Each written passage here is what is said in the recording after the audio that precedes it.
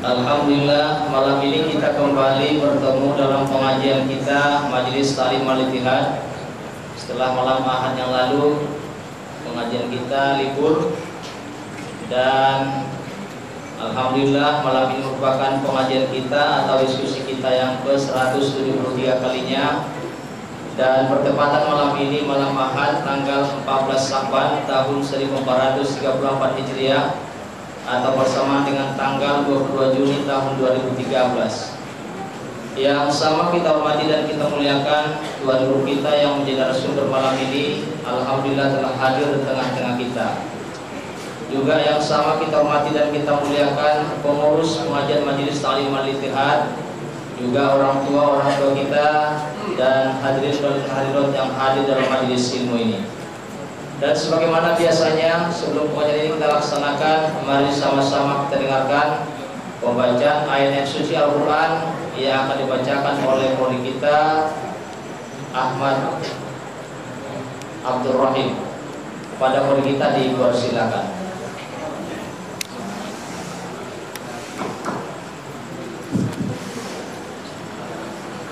Assalamualaikum warahmatullahi wabarakatuh.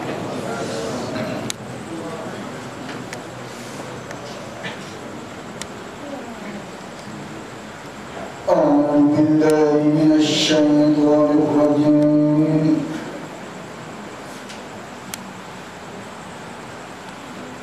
بسم الله الرحمن الرحيم.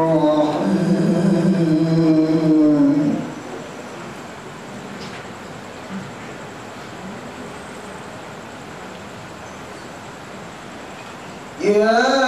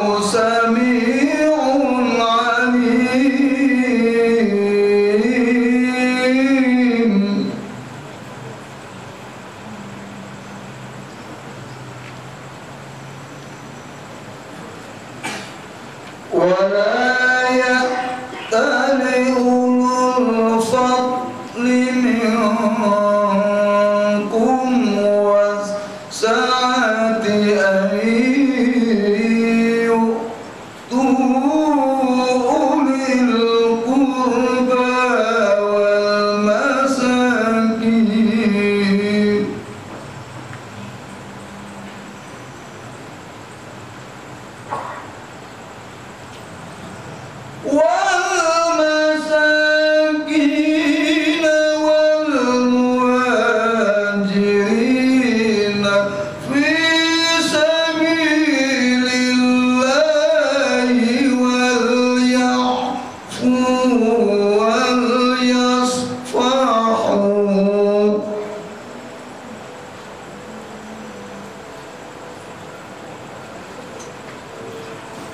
ألا تحبون أن يغفر الله لكم والله غفور رحيم.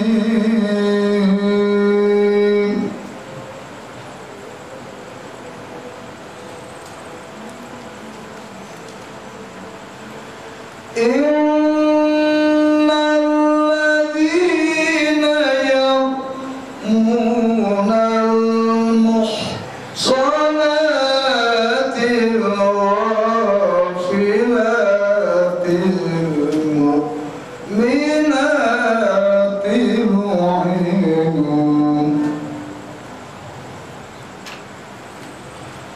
لعنوا في الدنيا والآخرة ولهم عذاب عظيم.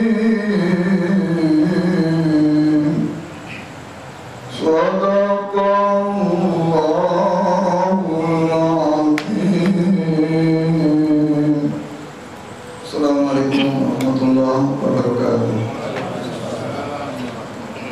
Terima kasih kita ucapkan kepada guru kita tadi yang telah membacakan ayat suci Al-Quran. Semoga pengajian kita malam ini mendapat berkah dari Allah Subhanahu wa taala.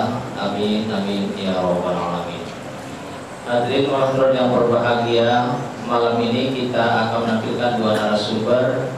Yang pertama adalah Al-Ustaz Muhyiddin Mastur Asy-Syaroni yang malam ini merupakan penampilan tuan guru kita yang kedua dan sebelumnya pada pengajian yang ke-163, dan malam ini membawakan materi yang cukup menarik tentang yang berkaitan dengan karomah wali-wali. Kemudian narasumber kedua adalah tuan guru kita juga yang tidak asing kita lagi, Al-Ustaz Haji Muhammad Hafiz Jazim.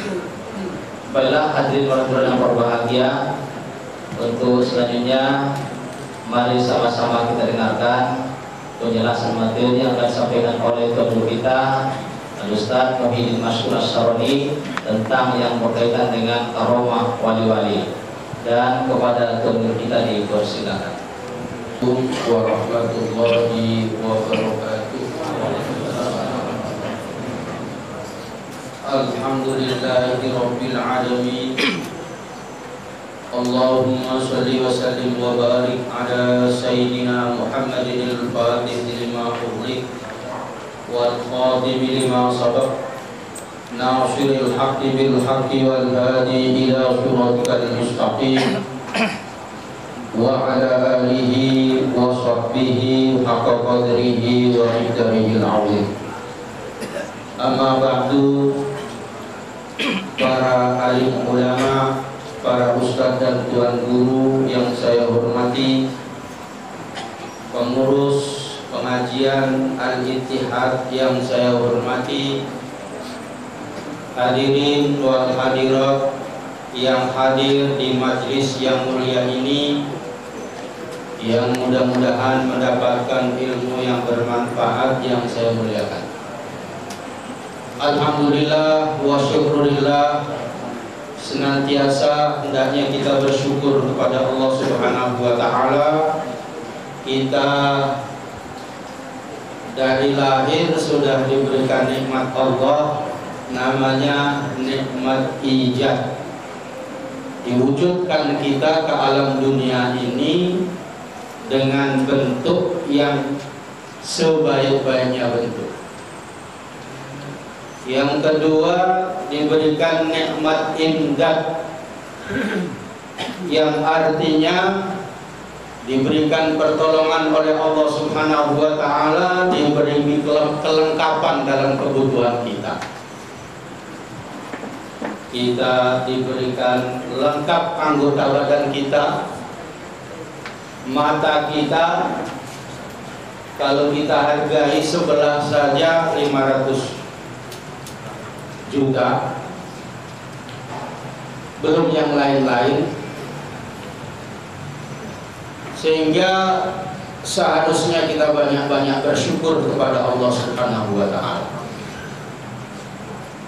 Pada malam ini izinkanlah saya untuk menyampaikan yang disampaikan oleh moderator tadi, yaitu tentang karomah wali-wali.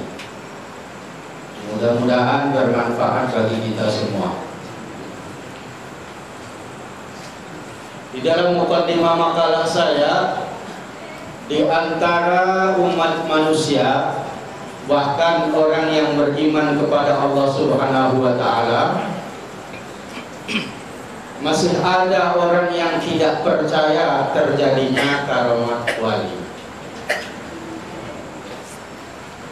Di antara mereka ada yang ragu-ragu terjadinya karomah wali.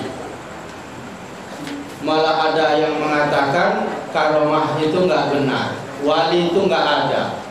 Itu hanya cerita-cerita orang-orang sufi. Itu dongeng. Dongeng itu kalau orang Jawa bilang ado-ado gini. Artinya jauh sekali dalam kenyataan. Oleh karena itu kita sampaikan makalah ini dengan tema ini untuk meluruskan pemahaman ini, pemahaman orang-orang yang belum lurus pemahamannya, untuk menyelamatkan akidah kita ini dari akidah yang belum benar. Mudah-mudahan kita termasuk yang benar. Mudah-mudahan kita mengikuti akidah yang berdasarkan Alkitab, Sunnah, Ijma, dan Qiyas. Hadirin wal hadirat, yang pertama, ta'riful wali. Definisi wali. Dari segi bahasa, kalau ditasrif dari kata wala yali wilaan wa wilayatan fa huwa wali. Isim fa'il. Kalau dikasih al bunyinya al wali. Lalu dibikin sigat mubalaghah.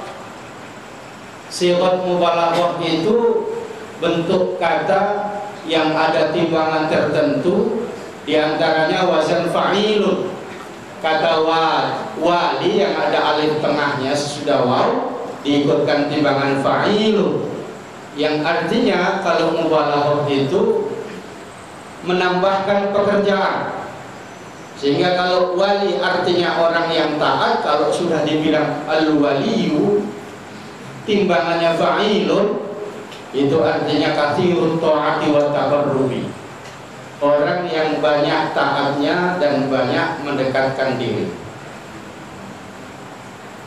Itu dari sisi bahasa yang kita lihat dalam kamus-kamus bahasa Arab, termasuk kamus Al-Munjid.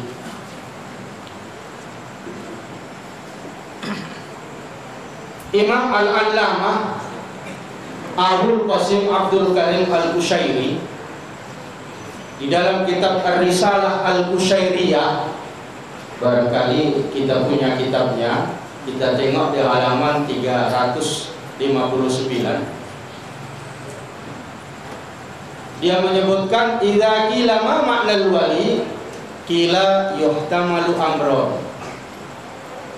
Kalau ditanya apa arti wali, beliau menjawab itu bisa ditarik dua pengertian. Yang pertama, al-awwalu ayyakuna fa'ilun mubalaghatan minal fa'il kal alim wal qadir wa ghairihi.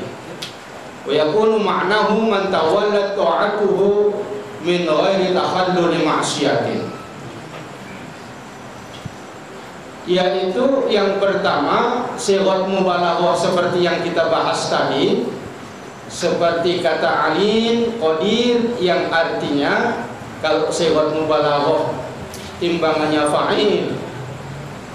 Man tawalat ta'atuhu min ghairi takhalluli ma'syiatin. Orang yang terus-menerus taatnya tidak diselang-selingi dengan perbuatan maksiat. Ini berat. Maksiat itu kita yang kecil-kecil sering dapat, walaupun yang besar gak dapat. Maksiat, jangan diartikan mamanya sia, itu salah. Wadhani yang kedua, yajuzu ayyakuna fa'ilun bimakna maf'ulun. Bimakna maf'ulin kaqatilin bimakna maqtulin wa jarihin bimakna majruhin. Wa walladhi yatawallal haqqu hifdhahu wa hirasatahu 'alal idamati wat tawali fala yakhluqu lahul khidlana alladhi huwa qudratul 'asyani innama yudimu taufiqahu alladhi huwa qudratut ta'ati. Kata Imam Qushairi, seorang imam tasyawuf yang besar. Yang kedua artinya fa'ilun tapi bermakna maf'ul. Fa'il maknanya maf'ul, seperti qatil bermakna maqtul, itu ada dalam bahasa Arab kayak gitu.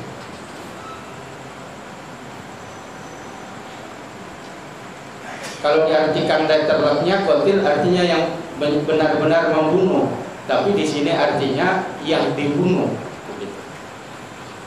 Jadi di sini yang dimaksudkan wa walladzi yatawallal haqqu hifdhahu, yaitu orang yang dijaga oleh Allah Subhanahu wa taala, diperhatikan oleh Allah Subhanahu wa taala dengan terus-menerus, maka Allah tidak menciptakannya kehinaan yang merupakan satu perbuatan maksiat kepada Allah. Allah selalu memberikan taufik secara terus-menerus sehingga dia selalu berbuat taat kepada Allah Subhanahu wa taala. Jadi itu artinya wali menurut Imam besar Al-Qushairi. Ada lagi ta'rif yang lain yang disampaikan oleh Syekh Muhammad bin Muhammad Al-Jurjani dalam kitab Ta'rifat yang lebih singkat daripada yang tadi, halaman 254. Wal waliyyu huwal arifu billahi wa sifatihi bihasabi ma yumkin al muwadhibu 'ala ta'ati al mustanibu 'anil ma'asi al mu'ridu 'anil inhimaki fil ladzati was sahwati. Wali orang yang arif kepada Allah dan sifat-sifatnya menurut kemampuannya, yang selalu berbuat taat, selalu menjauhi maksiat, yang berpaling dari bersenang-senang pada kelezatan dan kesyahwatan atau kesenangan. Maka dari definisi itu bisa kita ambil kesimpulan. Yang pertama, wali itu mukmin. Mukmin. Kalau orang tak mukmin tak ada wali. Boleh perempuan, boleh laki-laki. Kalau nabi, laki-laki semua. Nggak ada nabi perempuan. Nanti kalau dakwah cuti hamil macam mana?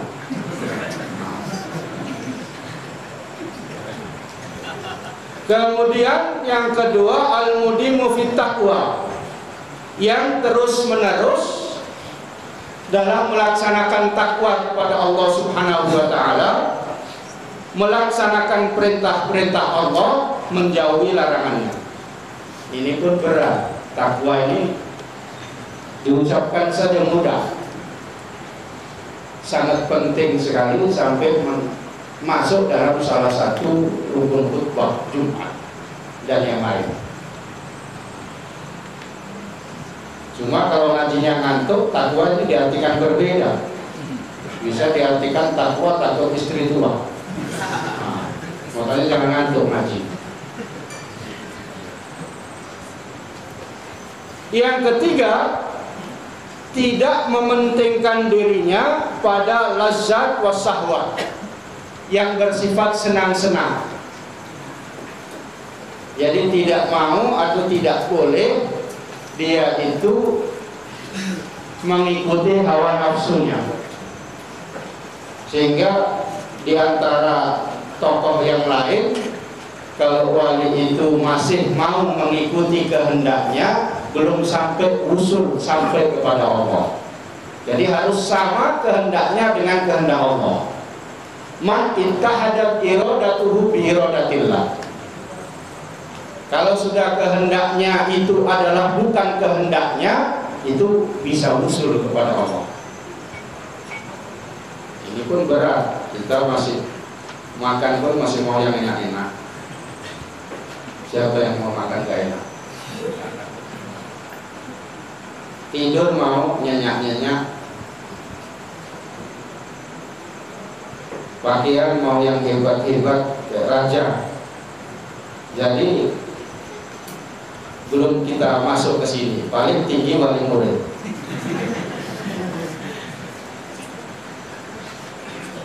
Jadi itu masuk kriteria wali, terus menerus bertakwa kepada Allah Subhanahu wa Ta'ala.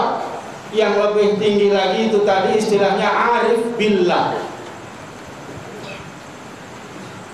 Arifun billahi binasrillahi wa biqalbihi wa huwa arifun alal haqiqah. Dengan pertolongan Allah Subhanahu wa Ta'ala, dia bisa tahu Allah Subhanahu wa Ta'ala dengan hatinya, dengan hakikatnya. Itu yang disebut arif billah. Ada arif bidalilil akli wa nakli, itu namanya mutakallim, ahli tauhid. Bicaranya dengan dalil akli dan nakli. Ada yang arif billahi bitaklid, arif kepada Allah, tahu Allah dengan mengikuti orang lain tanpa tahu dalilnya. Kita pun termasuk kadang-kadang. Ini yang terakhir ini yang nggak betul ini. Arif mengetahui apa yang dibawa oleh Rasulullah, tetapi tidak beriman.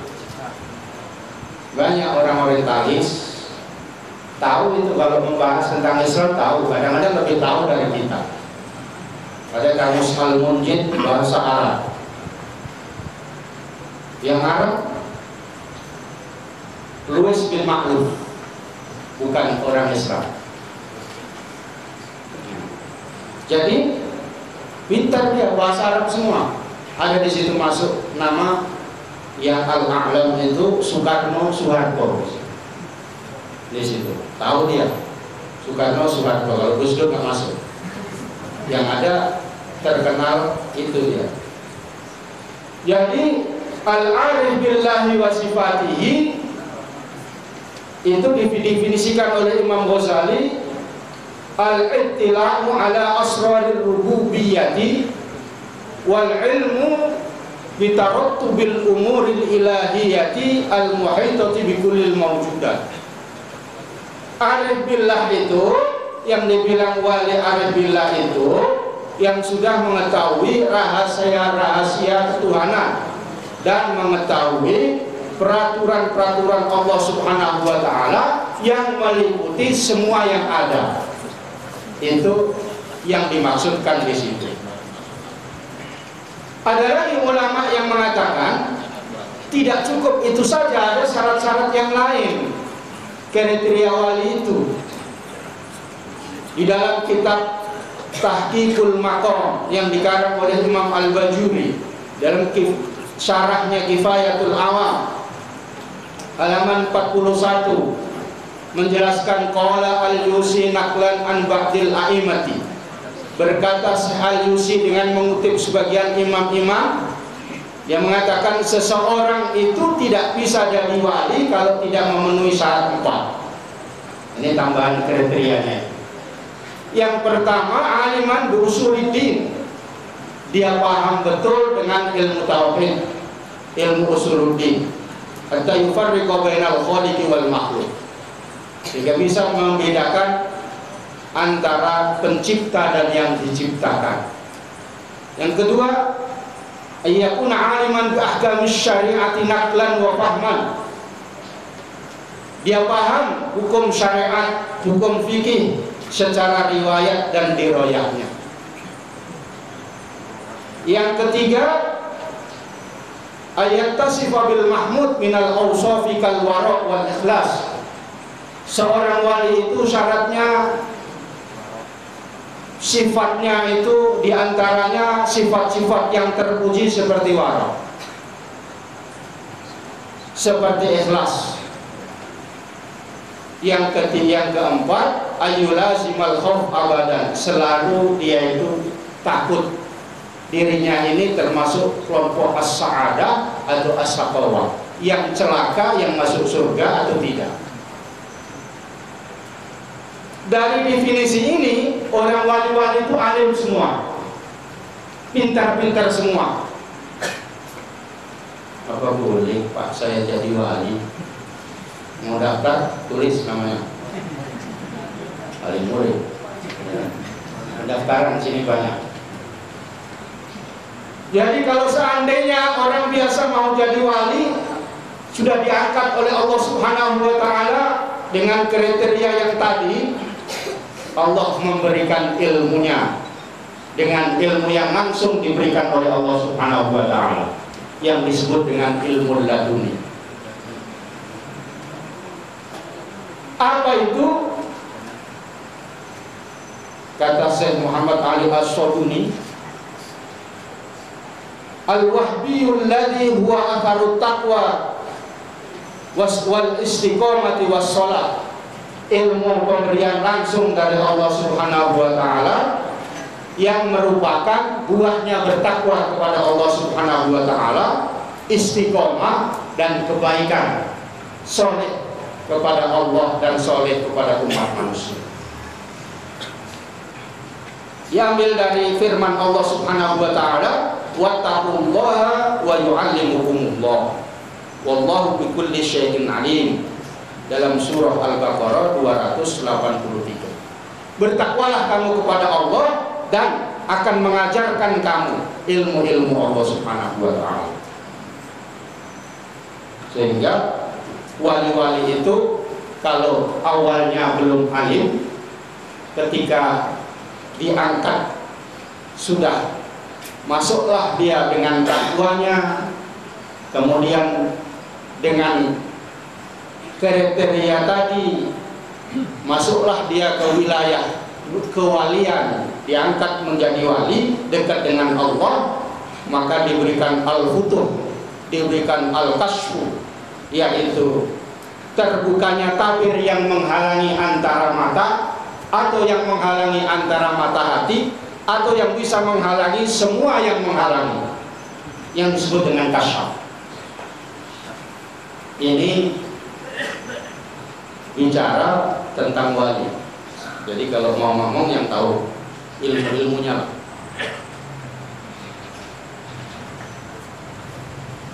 Baik, kita lanjutkan tentang ta'riful karomah. Definisi karomah, bahasa Indonesia kadang-kadang disebut keramat.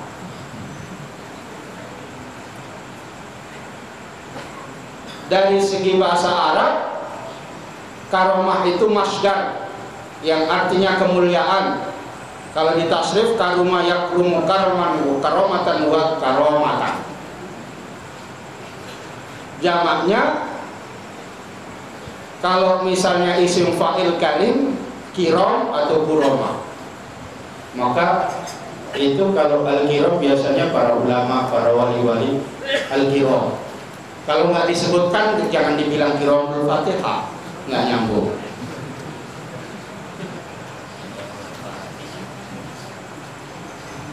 Karomah dalam syariat amrun khariqun lil adati yadharu ala abdin shalihin ghair makrunin li da'wan nubuwah.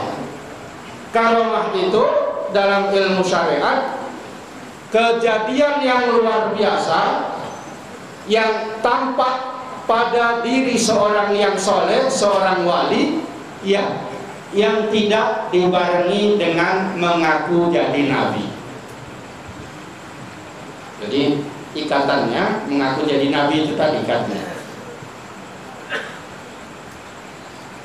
Syekh Muhammad Amin Al-Qurdi dalam kitab Tanwirul Qulub, nanti kalau yang punya kitab buka halaman 410, bunyinya begini: al-karamatu amrun khariqun lil adati ghairu makrunin bid'awan nubuwati yadharu ala yadi abdi zahiris sholahi.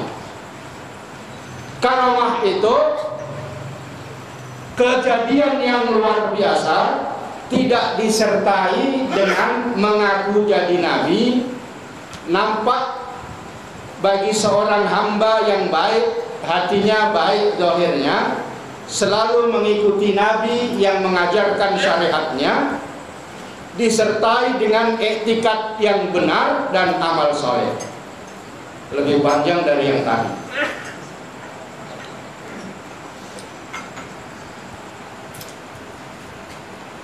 Di situ yang sama-sama ghairu makrunin bid'awan nubuwah. Imam Syekh Ali bin Muhammad Al-Jurjani dalam kitab Ta'rifatnya juga ghairu makrunin bid'awan nubuwah. Itu ikatannya. Tidak ada mengaku jadi nabi. Namun sekarang ini ada juga yang ngaku-ngaku jadi nabi. Gak jauh dari sini. Dibilang namanya Muhammad, nama saya Muhammad yang dulu sudah meninggal katanya.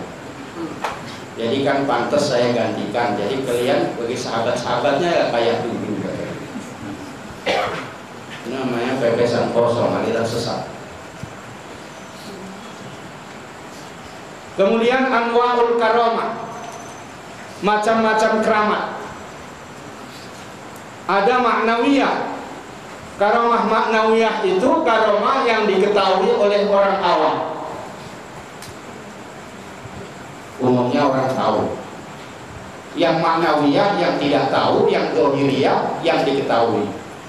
Yang maknawiyah tidak tahu, seperti selalu bertambah imannya, selalu istiqomah dalam beribadah. Jarang orang tahu. Selalu dimudahkan dalam taat kepada Allah. Ini orang menyepelekan ini. Selalu dimudahkan untuk menjauhi maksiat. Ada yang zahir yang diketahui oleh orang awam. Kalau di dalam kitab Hikam itu dicontohnya di situ toyul ardi, bisa melipat bumi. Semana itu bumi dilipat, kita mau kemana? Maksudnya berjalan di tempat yang jauh dalam waktu yang singkat, bisa. Itu di dalam kitab Syarah Hikam yang dikarang oleh Ibnu Abbas. Termasuk kasful ilmi, itu tadi yang kita sudah jelaskan. Kasfu ma'rifati halin nas fi makanin ba'id, bisa tahu keadaan umat manusia di tempat yang jauh. Bahkan bila bisa kasfuhu ilal malaikat, kasafnya bukan sampai di situ saja, sampai malaikat pun bisa dikasaf. Kayaknya ini ada malaikat mau datang. Udah bingung keluarganya, ini malaikat yang mana kan? Itu tahu dia. Jadi itu termasuk kasful zahiriyah. Bahkan di alam hewan pun tahu. Itu kasful zahiriyah. Di dalam kitab Syarah Hikam itu sampai tahu jawful ard, apa yang ada di perut bumi pun tahu. Karena Allah mengendaki. Kalau Allah mengendaki itu nggak ada yang susah. Allah memberi, nggak ada yang susah.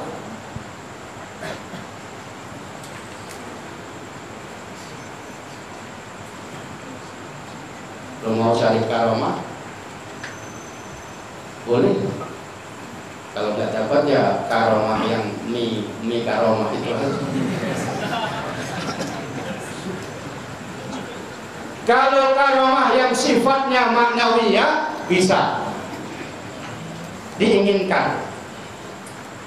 Mohon kepada Allah supaya selalu istiqomah dalam beribadah, selalu terus bisa mengaji, selalu terus diberikan kemudahan dalam taat kepada Allah, dijauhkan dari maksiat. Bisa kita mohon. Tapi yang karomah dzahiriyah tadi, kata Habib Abdullah Al-Haddad Al-Wali, dia mengatakan tak boleh, karena itu bisa jadi riya dan itu bisa keinginannya cuma dunia, mau tunjuk-tunjukkan orang. Tak boleh. Berat itu, makanya kata Ibnu Athaillah, Imam tasawuf, kaifa tuhraku lakal awahid wa anta lam tahruk min nafsikal awahid. Bagaimana kamu akan diberikan suatu yang luar biasa, hal-hal yang luar biasa, sedangkan kamu masih tidak bisa meninggalkan hawa nafsumu, tidak bisa meninggalkan kebiasaan-kebiasaan burukmu. Kalau masih mau mengikuti hawa nafsu, kata Syekh Ibnu Athaillah As-Sakandari, tahu salah cerita-cerita itu masih jauh, bainas sama wa sumber minyak, jauh kali. Saudara-saudara hadirin wal hadirat pecinta ilmu Allah Subhanahu wa taala rahimahumullah. Hal-hal yang luar biasa itu menurut ahli sunnah wal jamaah bermacam-macam. Ini supaya kita tidak keliru. Kadang-kadang kita ditipu orang. Yang pertama, mukjizat. Hal yang luar biasa yang ada pada diri Nabi atau Rasul sesudah jadi Nabi. Dan mukjizat itu dibarengi dengan mengaku jadi Nabi untuk bukti kenabiannya, untuk melemahkan musuh-musuhnya. Harus ditunjukkan kalau mukjizat, karena lil burhan, untuk sebagai bukti, untuk melemahkan musuh-musuhnya. Seperti Al-Quran, mukjizat al-abadi selama-lamanya, sampai kapanpun tak ada yang bisa menandingi Al-Quran, walaupun satu ayat. Yang kedua ada namanya irhas. Apabila keluarnya itu sebelum jadi Nabi, taksisan, sebagai dasar-dasar kenabian atau kerusulan. Misalnya Nabi sebelum diangkat jadi Rasul itu jalan pun sudah dinaungi mendung. Kalau kita jalan kan makin hujan deras.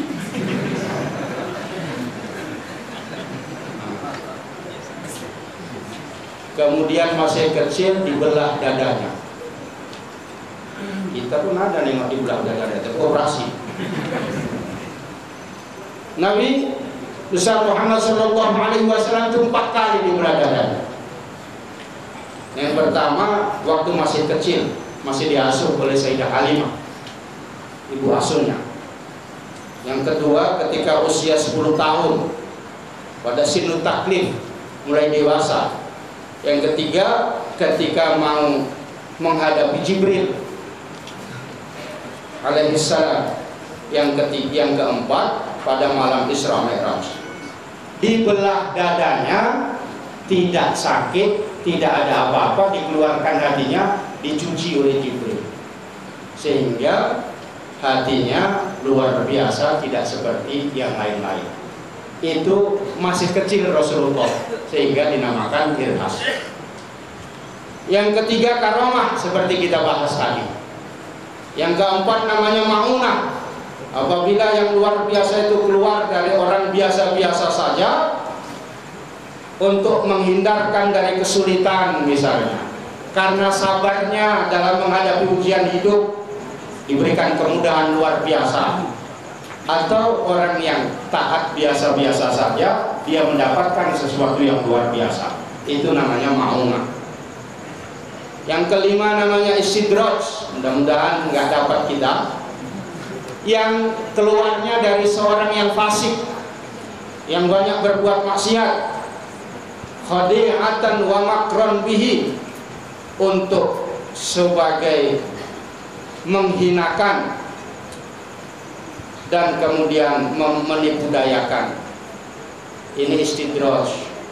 Orang ahli maksiat diberikan kebisaan yang luar biasa, bisa mengangkat batu besar misalnya, bisa memutuskan besi yang tak pantas kalau manusia biasa bisa misalnya, dan luar biasa yang lain, tapi fasik, tak sholat.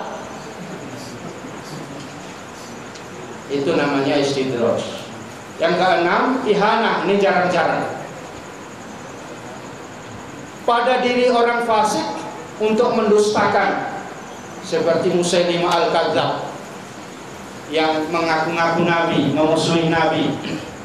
Dia pernah mau mengobati orang dengan cara meludahi orang lain yang matanya sakit, buta, diludahi, tuh itu saja. Harapannya sembuh, rupanya yang satu tambah buta lagi. Itu namanya ihanah.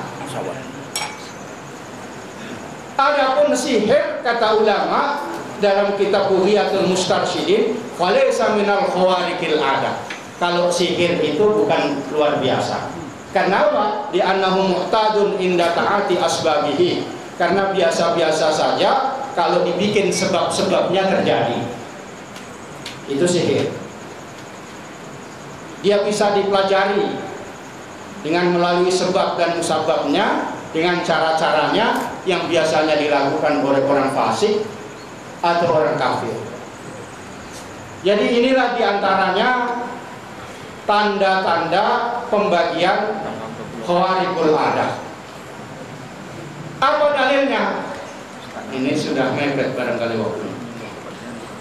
Dalilnya yang pertama dari Al-Quran, tentang ceritanya Maryam, kullama dakhala 'alaiha Zakaria al-mihrab wajada 'indaha rizqa qala ya Maryam anna laki hadza qalat huwa min 'indillah. Maryam bukan nabi, tapi ketika Zakaria masuk ke tempat mihrabnya dan kemudian tiap masuk ada makanan, tiap masuk ada fakihah, buah-buahan yang buah-buahan musim dingin, ada musim kemarau. Kalau musim kemarau yang didapatkan musim dingin ada juga. Sehingga ketika ditanya dari mana ini, min indillah, ini dari Allah. Bisa terjadi kalau Allah mengendaki, bisa. Kemudian ceritanya Ashabul Kahfi, sekelompok orang yang masuk gua selama 309 tahun, tidak makan, tidak minum. Dan kemudian disebutkan dalam Al-Quran, walabithu fi kahfihim 300 sinina wazdadu tis'an. Dalam surah Al-Kahfi, ceritanya ayat 9 sampai 26, panjang, kesingkatnya itu tadi. Begitu lamanya 309 tahun di gua, tanpa makan, tanpa minum, sehat-sehat saja. Ini adalah karamah, bukan nabi dia. Ceritanya Asif bin Barkhiyah atau Asaf,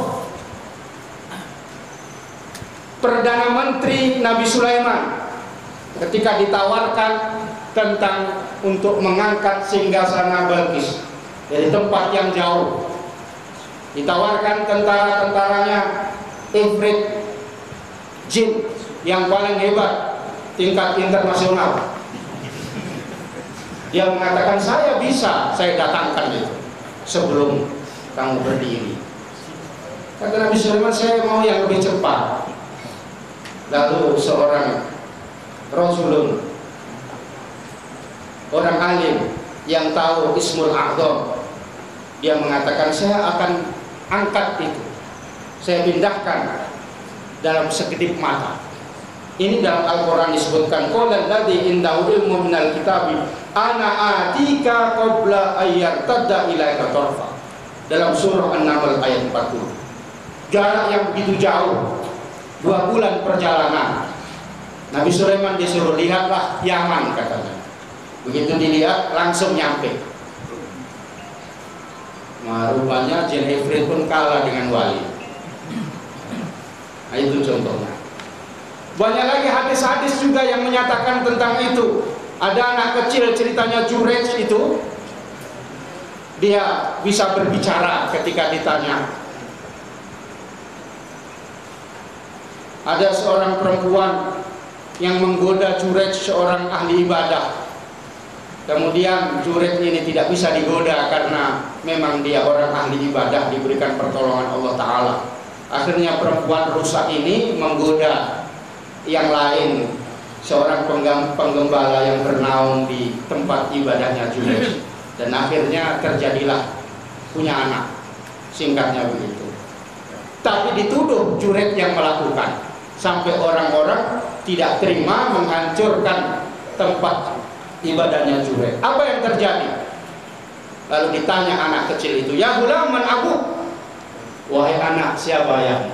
Lalu anak kecil yang masih dalam gendongan menjawab, fulanun ar-rabi, itu si penggembala itu.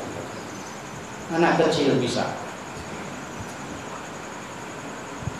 Sayyidina Abu Bakar pernah punya tamu. Khalifah Abu Bakar punya tamu, tapi dia masih di tempat Rasulullah SAW. Ini disebutkan dalam hadis Sahihain. Lalu tamu itu dikasih makan keluarganya, dan kemudian Abu Bakar sudah tengah malam datang. Ini kok nggak dimakan? Apa nggak dikasih makan atau bagaimana? Kata tamunya, sudah saya makan makanan ini, tapi setiap saya makan bertambah terus makanannya.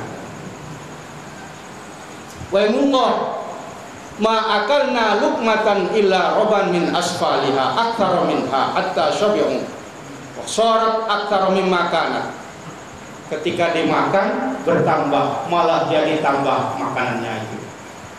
Ini termasuk karomahnya Abu Bakar. Sayyidina Umar di tempat yang jauh pernah mengomentari Syariah, komandan perang. Dia mengatakan, ya Syariah al-Jabal, wahai Syariah, awas di gunung itu ada musuh. Tempatnya yang jauh. Dalam waktu khutbah Jumat di Madinah, dia tahu dia dari tempat yang jauh. Kata ulama dalam kitab Hidayatul Murid, dia mengatakan itu karomahnya dua. Yang pertama kasyaf, yang kedua suaranya bisa di tempat yang jauh. Tahu keadaan musuh di gunung di tempat yang jauh. Dan yang kedua suaranya bisa didengar oleh Syariah. Setelah pulang dicocokkan khotib yang di Madinah siapa tadi, memang betul Sayyidina Umar radhiyallahu anhu. Dan masih banyak yang lain-lain. Jadi oleh karena itu wujubul iman bil auliya wa karamatihim. Ada dalil akli dan ijma, nanti bisa dibaca di makalah insyaallah. Wajib iman hukumnya kepada adanya para wali, adanya karomah wali. Sehingga kata Syekh Amin Al-Qurdi dalam kitab Tanwirul Qulub, faman ankara wujudahum kafara limusodamatil Qur'an. Siapa yang ingkar adanya wali itu, kata Syekh ini dia mengatakan iktikadnya kufur karena bertentangan dengan Al-Quran. Bagaimana Al-Quran mengatakan yang jelas, ala inna awliya Allahi la khaufun alaihim wa la hum yahzanun. Di situ ada kata-kata aulia.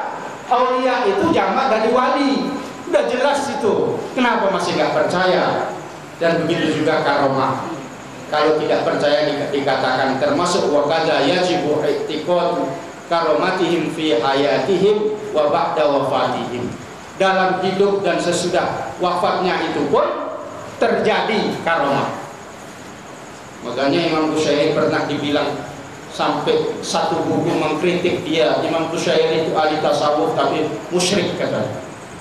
Kenapa dia bilang begitu? Imam Bushairi pernah membilangkan di dalam kitab Risalah Al-Bushairiyah itu, dia mengatakan ini guru dari guru-guru ulama. Ini yustasfa, ini kuburan adalah bisa untuk diambil obat dari sini. Sampai dia mengatakan ini adalah obatnya segala penyakit. Di dalam kuburan itu yang ditunjuk Syekh Ma'ruf Al-Harqi di Baghdad. Lalu orang mengatakan zahirnya lafaz saja, yaitu Imam Bushairi sudah musyrik itu. Katanya kuburan itu bisa jadi obat segala penyakit katanya. Orang ulama tentu paham betul, orang yang tahu tauhid paham betul. Itu cuma kata-kata. Kita pun kalau bilang obat Panadol bisa menyembuhkan sakit kepala, kalau itu yang diiktikadi ya kafir. Itu rumah sakit di Penang sana itu bisa menyembuhkan segala penyakit. Kalau diyakini lafaznya itu ya kafir. Bagaimana? Tentu kita keyakinannya berbeda. Itu semua yang menggerakkan, yang menyembuhkan adalah Allah Subhanahu wa taala. Jadi yang dimaksudkan Al-Ma'ruf Al-Karhi itu orang hebat, bisa digunakan untuk tawasul. Itu termasuk di antara guru-guru saya, namanya Syekh Ma'ruf Al-Karhi di Baghdad. Bapak dan Ibu, saudara-saudara sekalian, mudah-mudahan bermanfaat bagi kita semua. Mudah-mudahan kita bisa memahami, kita banyak-banyak bisa bertakwa, lebih-lebih bulan Sya'ban yang mulia ini, lebih-lebih sudah mendekati Ramadan, kita siapkan untuk selalu bertakwa dan menjauhi larangan-larangan Allah Subhanahu wa taala. Hadana wa iyyakum ajma'in, kurang lebihnya mohon maaf. Assalamualaikum warahmatullahi wabarakatuh. Terima kasih kita ucapkan kepada Tuhan Guru kita yang telah menyampaikan materinya tadi, cukup menarik. Hadirin orang yang berbahagia, untuk selanjutnya adalah Tuan Guru kita Ustaz Haji Muhammad Hafiz Yazid akan menyampaikan materinya yang cukup menarik berkaitan dengan malam nisfu Sya'ban. Ya, menarik. Dan untuk selanjutnya mari sama-sama kita dengarkan, kita simak penjelasan dari Tuan Guru kita. Pada Tuan Guru kita dipersilakan.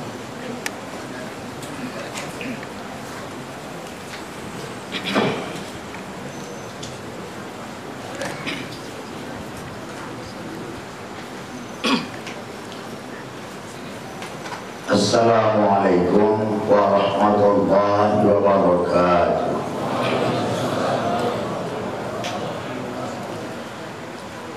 Bismillahirrahmanirrahim. Alhamdulillahi rabbil alamin. Wassalatu wassalamu ala ashrafil anbiya wal mursalin wa ala alihi wa sahbihi ajma'in. Subhanaka la ilma lana illa ma 'allamtana innaka antal alimul hakim. Rabbi shrah li sadri wa yassir li amri wahlul 'uqdatam min lisani yafqahu qawli. Allahumma rzuqna fahman nabiyyin wa hukmal mursalin wa ilhamal malaikatil muqarrabin birahmatika ya arhamar rahimin. Tuan Guru kita yang barunya saja menyampaikan ceramahnya di hadapan kita bersama, yang kita muliakan, yang saya hormati dan juga saya muliakan pengurus pengajian Al-Ittihad, bapak-bapak, ibu-ibu, hadirin wal hadirat rahimakumullah. Tidak lupa moderator kita, al-ustaz kita yang setiap malam hadir dalam acara ini. Pada malam ini saya akan menyampaikan sedikit tentang nisfu Sya'ban. Di dalam Islam telah ditetapkan malam lebih mulia dari siang. Malam lebih mulia dari siang. Adapun malam-malam yang mulia menurut versi Syekh Ibrahim bin Muhammad bin Ahmad Al-Bajuri Asy-Syafi'i, di dalam Hasyiah Al-Bajuri sebagai berikut. Yang pertama, malam Al-Maulidus Syarif, malam kelahiran Nabi Muhammad sallallahu alaihi wasallam. Kalau Nabi Muhammad tidak dilahirkan, tentu tidak ada kemuliaan apapun di dunia ini. Itu yang pertama. Yang kedua, malam Lailatul Qadar. Yang ketiga, malam Isra dan Mi'raj. Yang keempat, malam Arafah. Yang kelima, malam Jumat. Dan yang keenam, malam Nisfu Sya'ban. Masih kalah Nisfu Sya'ban itu dibanding malam Jumat. Pertama, malam kelahiran Nabi. Kita sudah sama maklum, Nabi kita dilahirkan hari Senin. Sebagai mensyukuri beliau dilahirkan hari Senin itu, Nabi Muhammad sallallahu alaihi wasallam biasa berpuasa hari Senin. Itu termasuk tanda beliau mensyukurinya. Kemudian malam Lailatul Qadar, 1000 bulan. Tetapi Lailatul Qadar itu tidak ada yang mengetahuinya kapan terjadinya. Menurut hadis-hadis Rasulullah SAW, biasanya pada malam 10 terakhir Ramadan. Biasanya lagi pada malam yang ganjil, 21, 23, 25, 27, 29 Ramadan. Dan biasanya lagi pada malam 27 Ramadan. Wallahu a'lam. Kenapa Nabi dan Allah Subhanahu wa taala, kenapa Allah dan Nabi Muhammad sallallahu alaihi wasallam merahasiakan Lailatul Qadar itu, juga merahasiakan saat yang mustajabah kita berdoa pada malam dan hari Jumat. Juga dirahasiakan kapan hari kiamat. Dirahasiakan juga kapan kita mati. Semua itu ada maksudnya, ada hikmahnya. Allah merahasiakan kejadian Lailatul Qadar itu supaya kita beramal setiap malam pada bulan Ramadan, sejak Ramadan pertama sampai Ramadan terakhir, beramal setiap malam. Jadi kalau sudah setiap malam, insya Allah dapat Lailatul Qadar.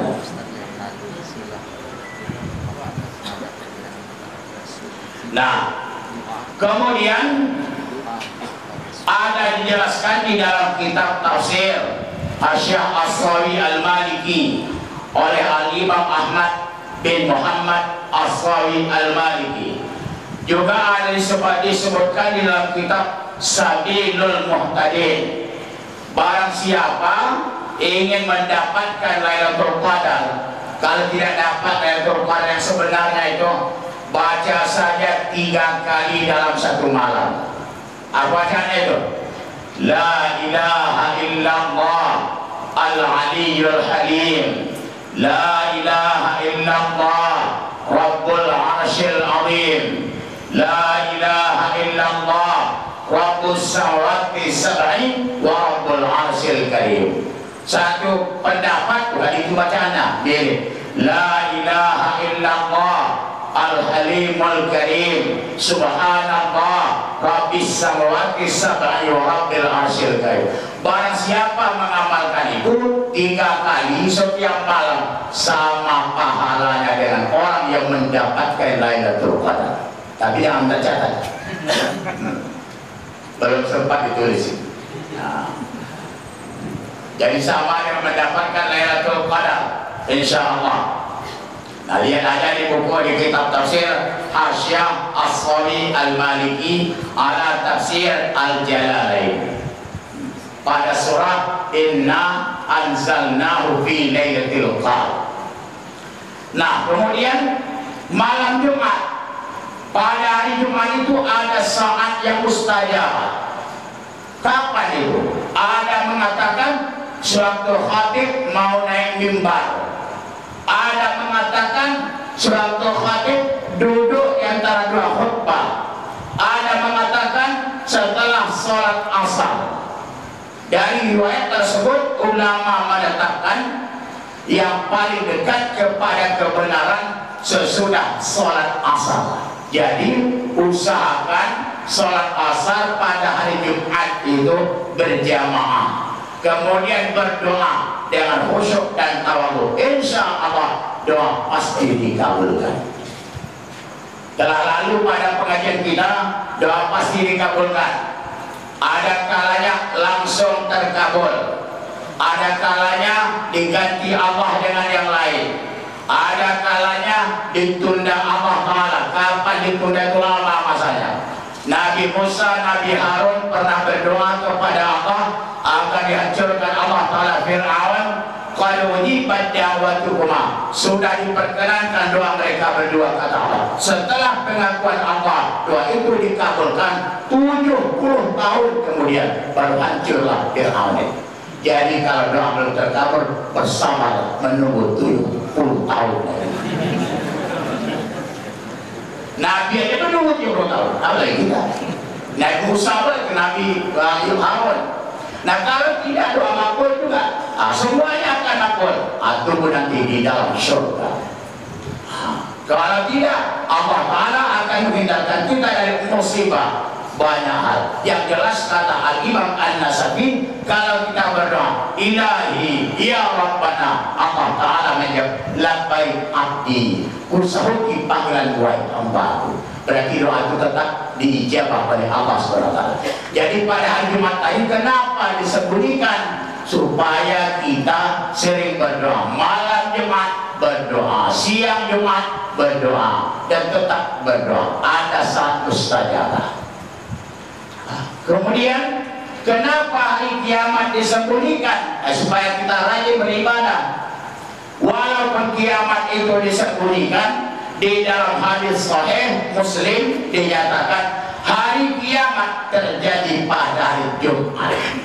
Dan dalam hadis yang tidak sahih atau dhaif, hari kiamat terjadi pada 10 Muharram atau Asyura. Jadi kalau Jumat tepat pada 10 Muharram, hati-hati.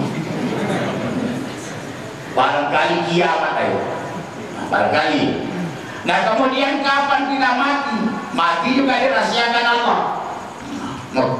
Mungkin mati malam ini, mungkin mati pagi besok. Itu juga dirahasiakan Allah Ta'ala agar kita selalu bertaubat kepada Allah Ta'ala.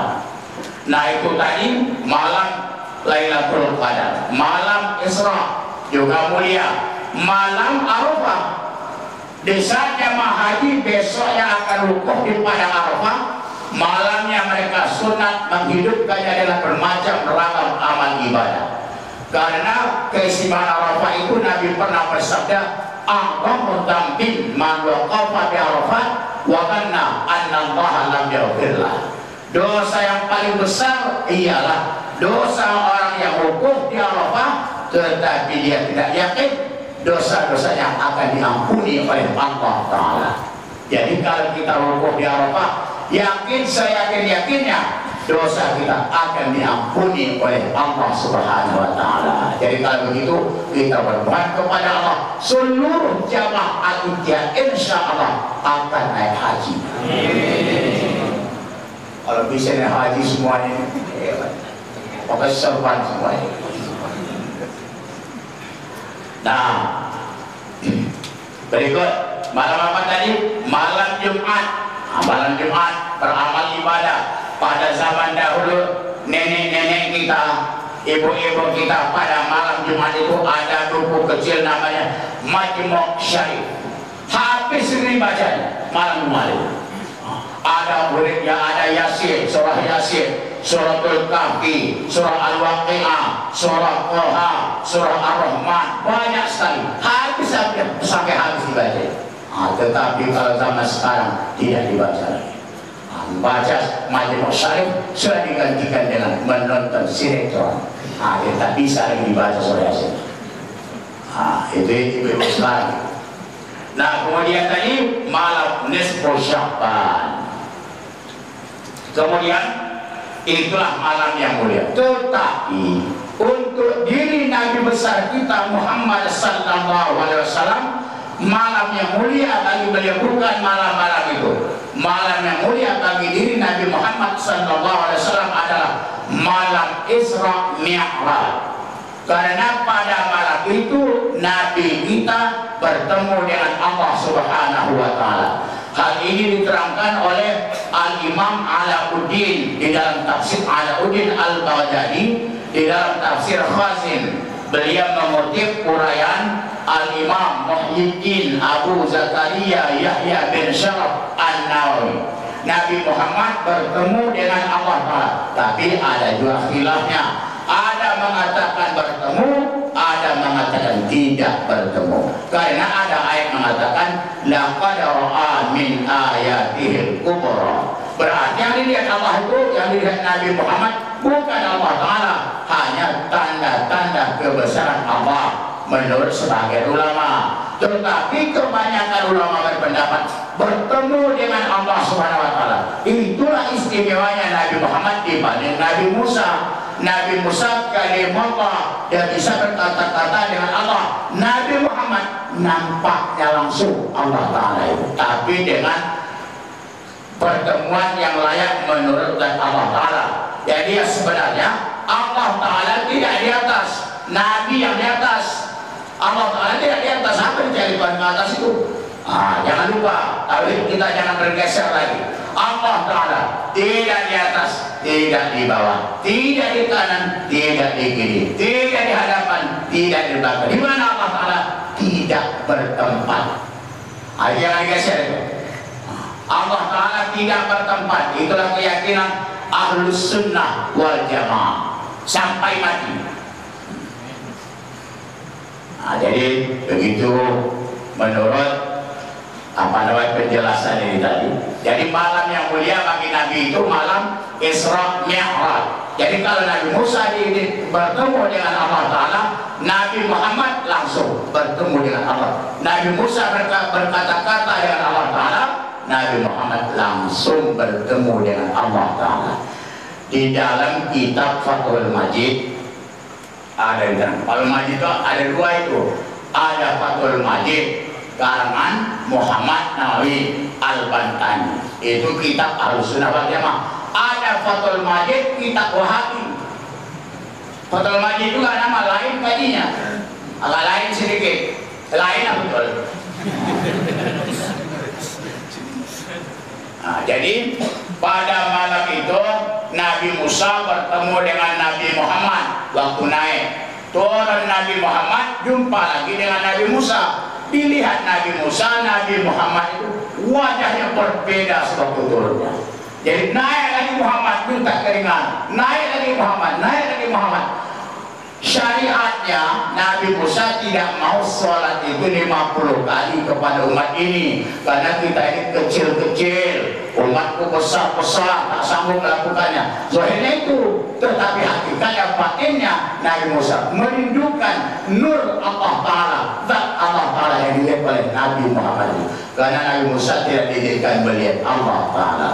Rabbi arini anzur ilaik, wahai Tuhanku, perlihatkan zat-Mu itu kepadaku agar aku dapat melihat Kau. Lan tarani, Kau tidak bisa melihat aku Musa. Walakin anzur ilal jabal fa istaqara makanahu fa sawfa tarani. Tapi pandang gunung itu, kalau gunung itu sanggup, kau pernah akan bisa melihat. Ternyata gunung hancur berantakan. Jadi Nabi Musa tidak sanggup, Nabi Muhammad sanggup. Itulah istimewanya Muhammad. Tapi sudah kita kaji.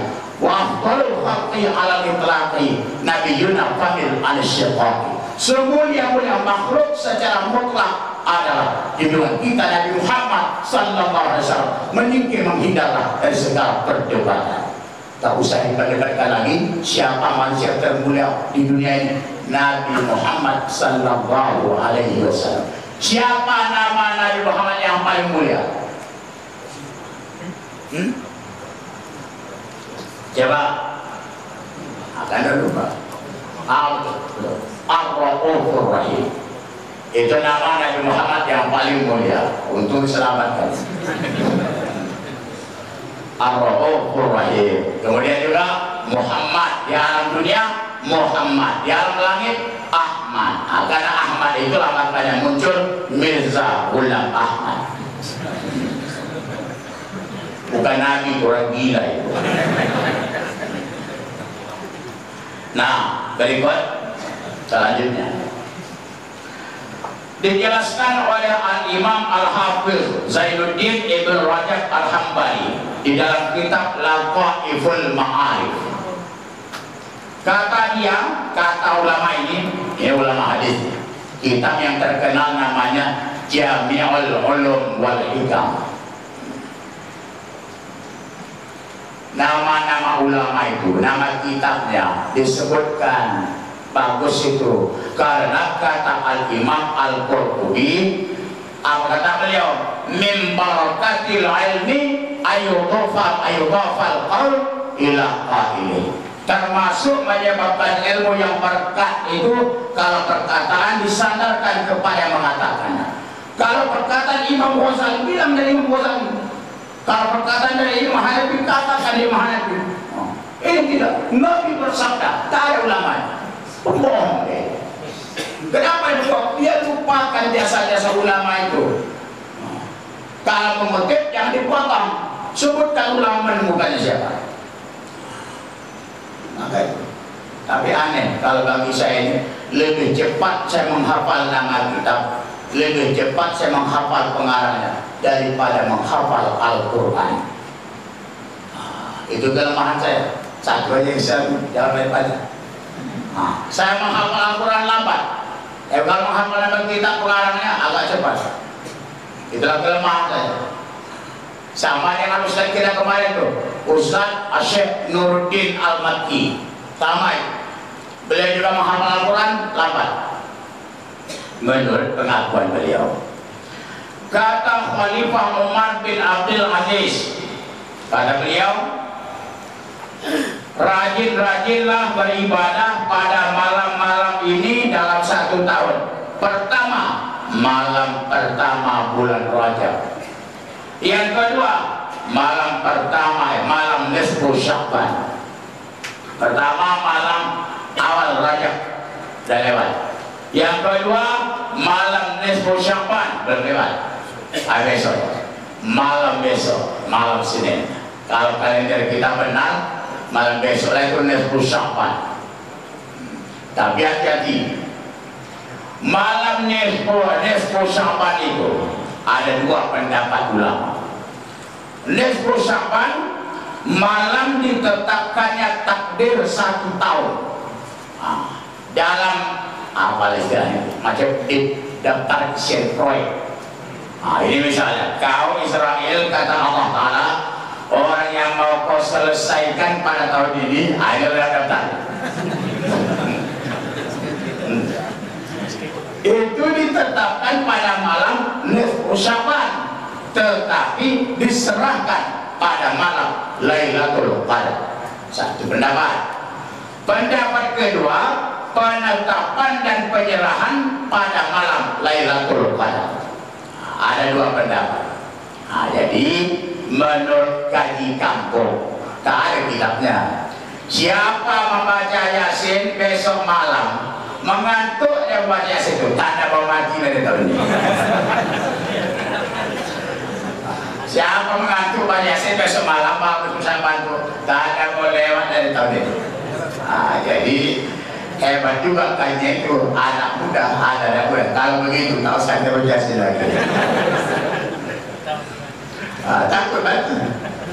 Itu tak ada di kitab, tak saya jumpai di kitab itu. Kata orang kampung, kampungnya pun tak jelas. Nah, kemudian malam nisfu Sya'ban itu tadi ditetapkan skala takdir dalam 1 tahun. Kemudian yang ketiga, malam Idul Fitri 1 Syawal. Yang keempat, malam Idul Adha. Idul Adha disebut juga hari raya besar. Idul Fitri disebut hari raya kecil. Al-Idul Akbar, hari yang besar, itu Idul Adha. Kemudian kalau Al-Idul Asghar, hari raya kecil, itu Idul Fitri. Tapi aneh, ini kita ini lebih meriah menyambut Idul Fitri daripada Idul Adha. Kalau Idul Fitri bermacam ragam kue, rengginang, kue bangkit, kue telantang terungkup, semacam-macam. Kalau hanya haji, tapi itu kue basah saya habis. Nah, dimakan satu hari habis. Nah itu tadi kata Umar bin Abdul Aziz. Siapa ini? Khalifah yang sangat adil. Yang pertama Umar bin Khattab, yang kedua Umar bin Abdul Aziz, yang ketiga tak tahu saya. Tahu mana yang ketiga? Yang dua yang terkenal sangat adil. Sangat adil dari luar. Satu saya contohkan. Pernah datang orang pulang perang. Nah, istilahnya menghadap Khalifah Umar bin Abdul Aziz. Tuan, dalam peperangan kemarin kami merampas, ada harta rampasan perang minyak wangi. Ini minyak wanginya, kata panglima perang itu. Ini minyak wanginya Tuhan. Ditutupnya hidungnya, tutupnya. Tak mau mencium minyak wangi itu. Kenapa ditutup? Haram ini kucium sebelum dibagi kepada rakyat. Ada yang pemimpin begitu? Ada itu? Umar bin Abdul Aziz. Kemudian pada musim dingin, ada pembantunya memasakkan air, dipanaskan air. Kemudian dia bertanya, di mana kau panaskan air ini? Di dapur umum Tuan. Dapur umum. Di dapur umum kau panaskan ini. Ah, sekarang kalau hitung berapa banyak kayu api yang dipakai untuk memasak air, ku ganti kayu itu, tidak bisa dipakai dapur umum itu, karena itu uang negara membayar. Kalau itulah presiden kita, oh hebat. Ini kasus senturi menurut saya. Nah. Kemudian kata Al-Imam Asy-Syafi'i, beramal ibadah bagus pada 5 malam dari 4. Ini 5 malam. Nah, yang pertama pada malam Jumat. Jumat yang paling bagus sebutannya Jumu'ah. Jumu'ah itu paling bagus. Jumu'ah paling bagus. Jumat boleh juga. Jumiat boleh juga. Jumat boleh juga. Kalau hebatnya mandiri Jumat. Nah, pada malam Jumat. Pertama pada malam Jumat. Yang kedua pada malam Idul Fitri. Yang ketiga pada malam Idul Adha.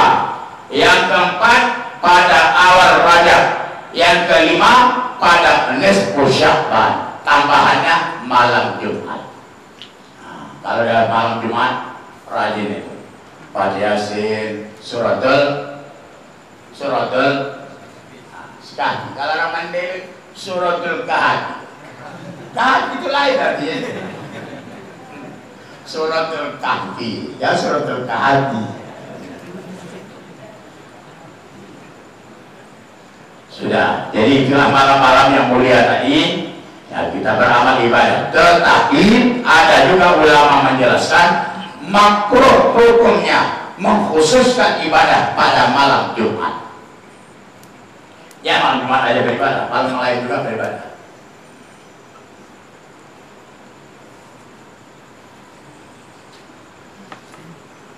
Nah, kita lanjutkan.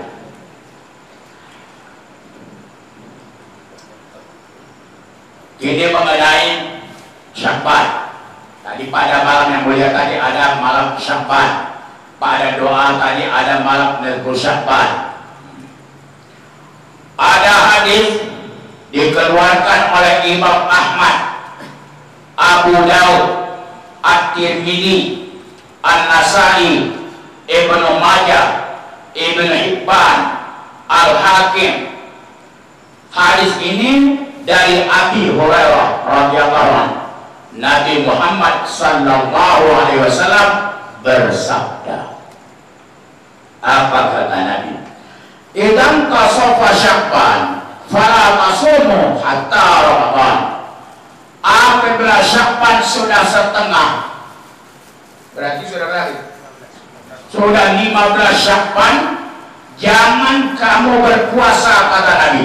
sehingga kamu mendapatkan bulan Ramadan. Dipaham dari hadis ini, tidak boleh berpuasa setelah nisfu Sya'ban. Hari 16, 17, 18 sampai akhir Sya'ban tidak boleh berpuasa sunnah. Kalau mengqadha boleh, wajib itu. Tak boleh lagi puasa sunnah. Sementara itu dulu kita ambil dari hadis ini, tapi ketentuan itu belum final.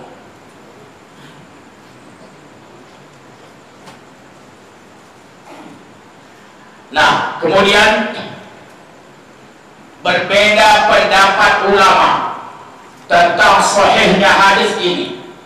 Kemudian berbeda pula pendapat ulama tentang mengamalkannya.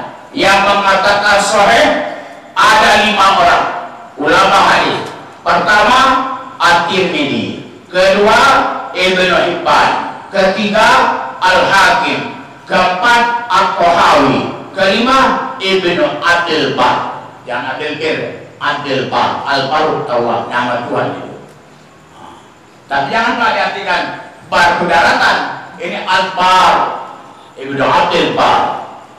Jadi menurut mereka, ulama-ulama ini hadis tadi sahih. Tetapi ada ulama yang diketahui ilmunya lebih alim dari mereka. Hadis itu kata mereka mungkar. Jauh kali beda. Hadis sahih, mungkar. Begitulah ulama-ulama berbeda pendapat. Hadis mungkar itu, teringat hadis mungkar contohnya.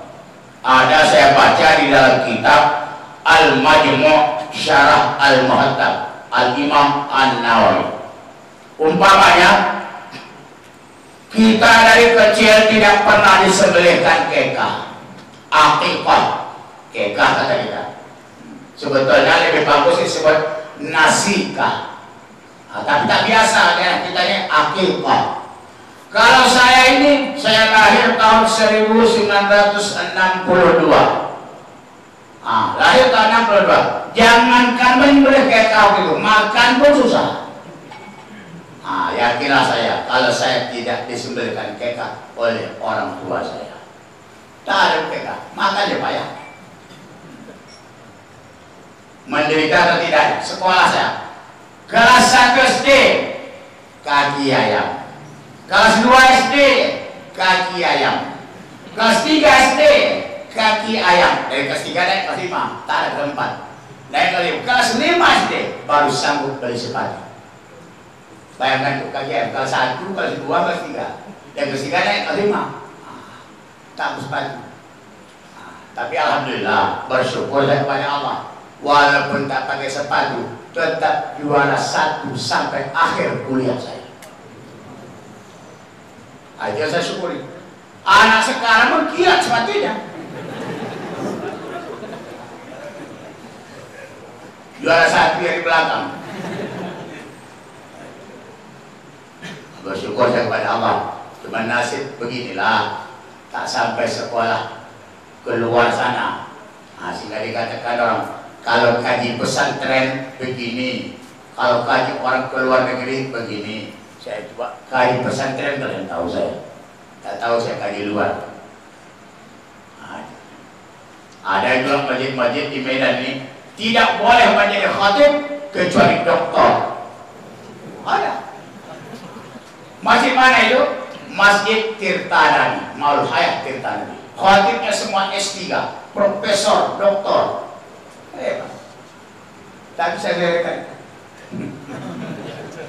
takut dia dekat. Tapi yang paling selalu mengajar di Tirtanani itu saya. Setiap hari Rabu saya mengaji, setiap hari Jumat kedua saya juga. Ada dokter sekali. Itu berbeda. Alhamdulillah. Nah, udah. Jadi tidak boleh berpuasa sunat kalau sudah nisfu Sya'ban kata hadis tadi. Kemudian ada yang bilang hadis itu sahih, ada yang mengatakan mungkar. Jadi mungkar tadi teringat saya adalah masalah akikah. Jadi katanya waqad aqad Nabi sallallahu alaihi wasallam an-nafsi. Nabi Muhammad sallallahu alaihi wasallam pernah menyembelih kekah untuk dirinya sendiri. Kata Imam Nawawi, hadis itu mungkar. Kata Imam Ibrahim Al-Bajuri, hadis itu maudhu'. Yang satu mungkar, yang satu maudhu', dibuat-buat. Tetapi kata Al-Imam Ibnu Hajar Al-Haytami di dalam kitab Fathul Jawad, hadis itu hasan, bukan mungkar, tidak mau hasan. Nah, jadi kalau begitu masih terbuka peluang. Nah, kalau sanggup beli kambing sekarang ini, sembelih kita, untuk diri sendiri. Datang pula kaji baru, tidak boleh berkorban kalau tidak menyembelih kekah. Kaji apa itu? Dari mana pula itu? Kekah apa hukumnya? Sunan bakar, berkorban apa hukumnya? Yang bakar juga. Kenapa tidak boleh berkorban kalau tidak boleh berkekah? Pernah saya tanyakan dulu kepada tuan guru kita, Abdul Muluk. Tahu Abdul Muluk? Abdul Muluk itu dulu sekolah hampir sekelas dengan ustadz kita Haji Oka Masmo. Juara 1 di Ismailiyah, pintar. Kata dia begini, lihat kemampuan kita membeli kambing. Kalau kambing itu sanggup kita beli pada haji, kurban dulu. Kalau sanggup kita beli kambing sebelum haji, kekah sana. Udah. Ada minta tak pula. Nggak sampai tasah. Rugi kambing itu. Kemudian itu hadis mungkar tadi.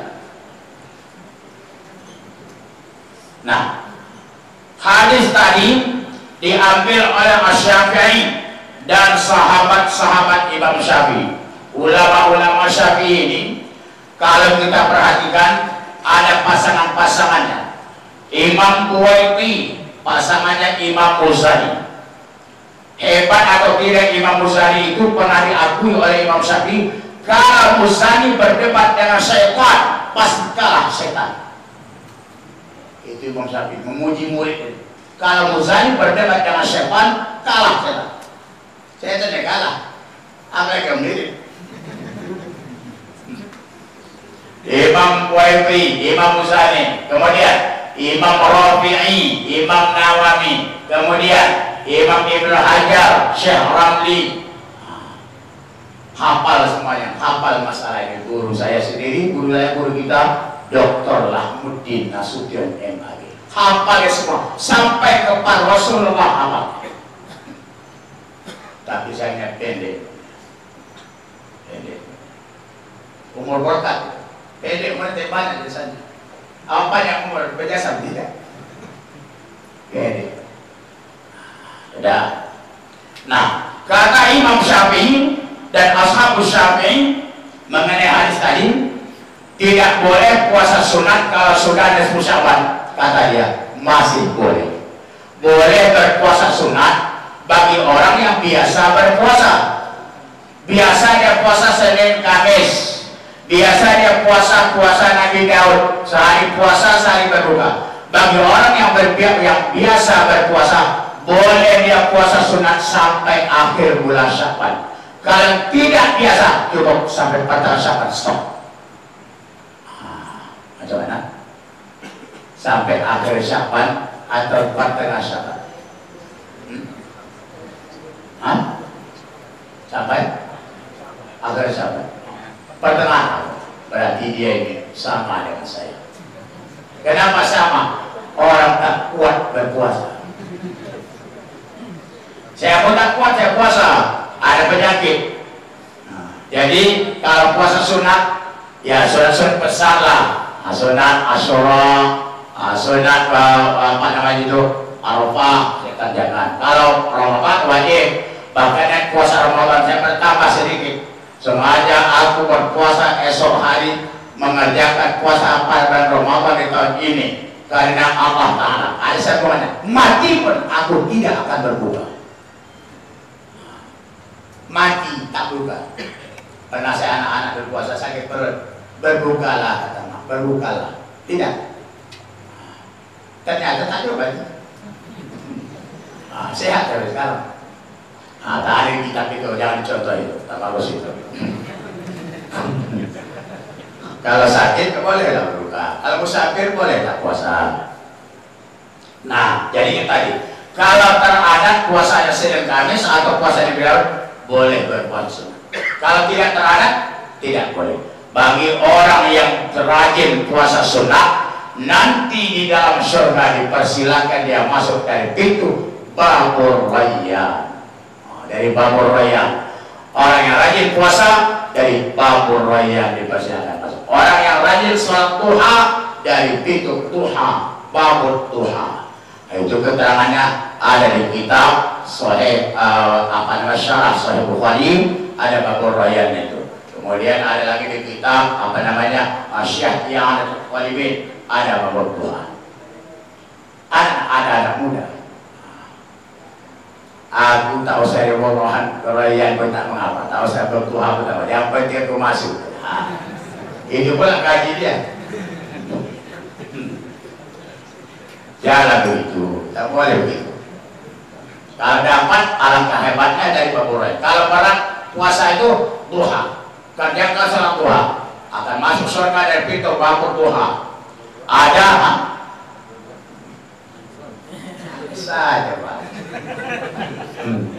Kalau dua-dua katanya. Mana yang lebih banyak dari situ dia masuk. Ada sahabat Nabi yang menerima wasiat salat duha. Yang pertama Abu Hurairah, yang kedua Abu Dzar Al-Ghifari, yang ketiga Abu Darda. Setelah diteliti, ketiga sahabat ini orang-orang miskin. Nah, jadi salat duha itu lebih utama untuk orang miskin.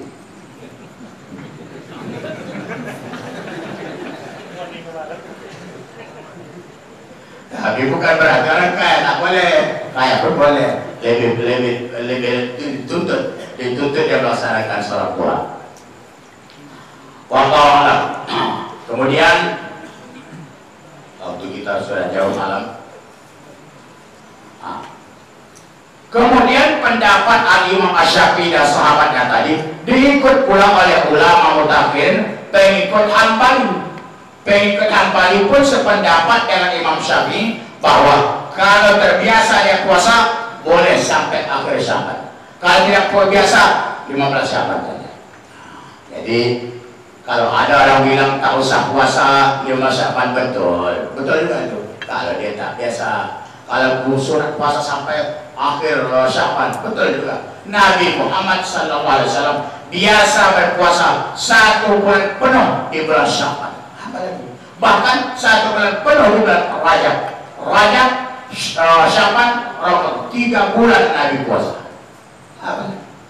Bahkan ada orang puasa sepanjang tahun. Mari, saya kenal ya. Sekarang ini sudah 13 tahun dia puasa. 13 tahun. Biasa saja. Biasa. Pekerjaannya biasa, tak rusak pekerjaan. Tapi kalau makannya beda lah. Malam dia makan. Malam tak puasa. Badannya kurus. Tapi hebat amalan.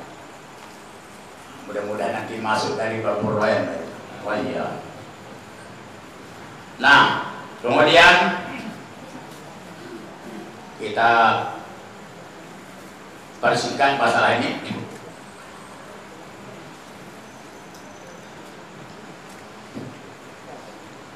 Sekarang apa hukumnya berpuasa tepat pada nisfu Syaban? Kapan itu? Malam besok malam puasa, kan malam, siang. Apa hukumnya puasa pada siang nisfu Syaban itu? Ada mengatakan tidak boleh puasa, ada mengatakan boleh puasa. Bertengkar orang, biar bertengkar. Tapi yang lucu, kenapa dipertengkarkan masalah yang sunnah? Amalnya sunat yang bertengkar itu haram. Kadang-kadang gini, contoh, kalau sujud ada yang lutut duluan, ada yang tangan dahuluan. Sudah selalu kita bahas. Menurut Imam Malik tangan duluan, menurut Imam Hanafi Syafi'i, Hambali lutut duluan. Menurut Al-Imam Ibn Qayyim Al-Jauziyah lutut duluan. Menurut Imam Albani tangan duluan. Lutut tangan, tangan lutut. Mana yang kuat? Mana yang kuat? Tangan dulu. Lutut dulu. Kata Imam Nawawi, kenal yang mereka?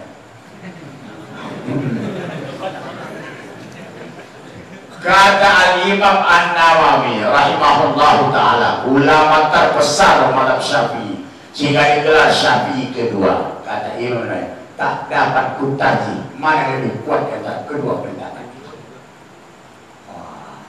Yang cocok tadi tangan dulu. Imam Nawawi pun tak sanggup mentarjinya. Dia bersanggup. Berarti itu hebat dari Imam Nawawi.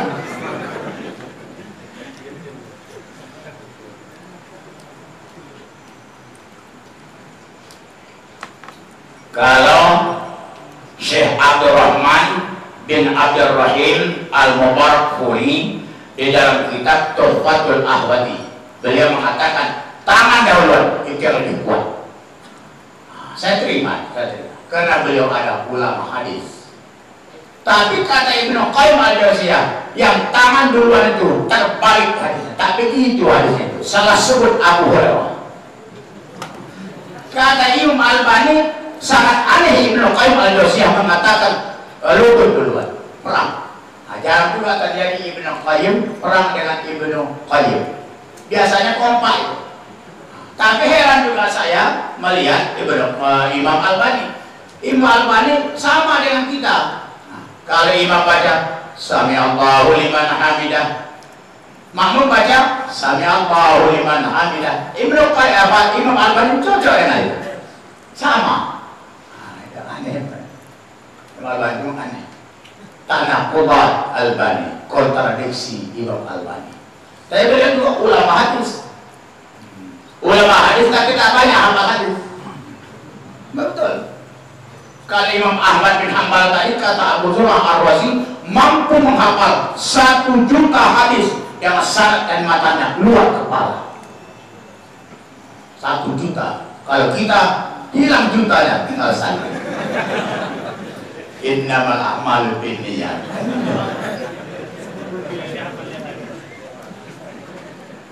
Ya.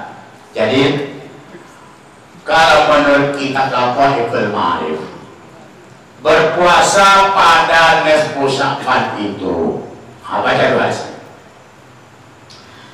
Idza kana lailatul nisfu Sya'ban taqumu lailaha wa sumu naharaha fa inna Allah yanzuru fiha li ghurubi syamsi ila samai dunya fa yaqul ala mustaghfir fa ala mustaqim farzuqah. Kemudian ala muhtar fa'wafiyah. Ini tak jelas apanya, perintahnya rusak. Jadi tak jelas. Kemudian pada malam nisfu Sya'ban, apabila tiba malam nisfu Sya'ban, tegakkan ibadah pada malam Senin besok. Kemudian puasa pada siangnya, siang Senin. Sesungguhnya Allah Ta'ala turun pada malam itu setelah maghrib ke langit dunia. Dia berkata, siapa minta ampun, ku ampuni. Siapa minta rezeki, ku beri. Siapa minta keselamatan, ku selamatkan. Sampai fajar, sampai dari fajar. Tetapi setelah diteliti oleh ulama hadis, ternyata hadis ini dhaif.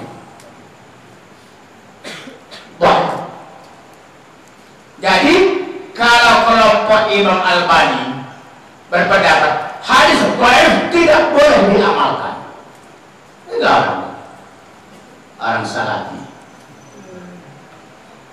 tak boleh diamalkan. Tak boleh puasa dan usapan, tak usah.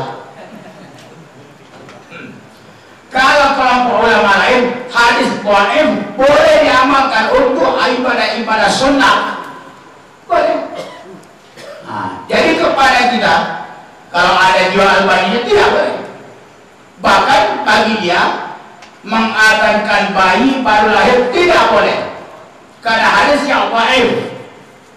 Kata Imam Nawawi, hadisnya hasan. Beliau tulis dalam kitabnya Al-Adhkar An-Nawawiyah, hasan boleh diamalkan. Kata orang tua pula, telinga bayi itu belum bisa menangkap suara, kata dokter.